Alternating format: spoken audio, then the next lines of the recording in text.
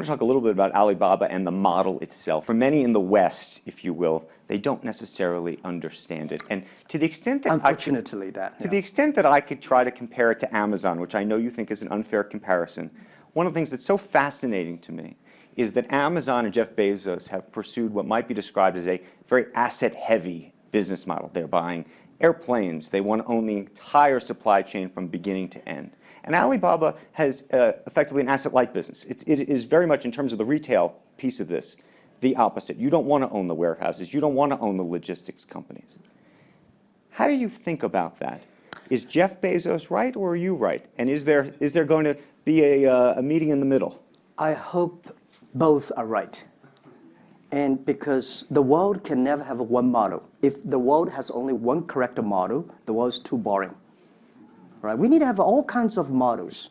And the people who do the model should believe in the model. And I believe what I do. Right? The difference between Amazon and us. Amazon is more like an empire. Everything they should control themselves, buy and sell. And our philosophy is that we want to be an ecosystem.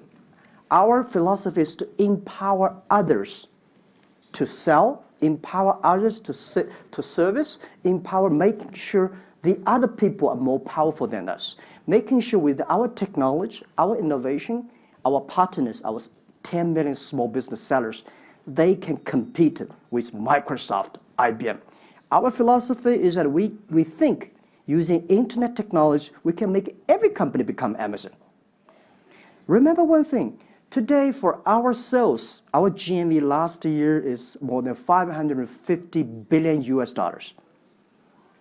To hire people deliver for us, we need 5 million people.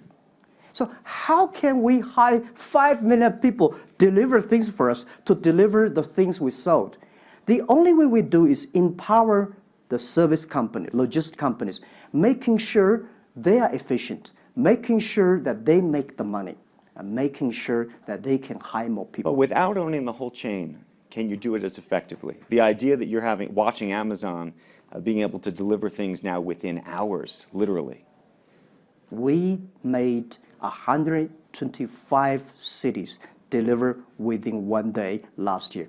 Imagine, 10 years ago, deliver one thing from Beijing to Hangzhou takes about 8 days. Now you can deliver things from Beijing to Inner Mongolia or some city within 12 hours. It's improving. You can never expect these things happen within 24 hours. We have patience.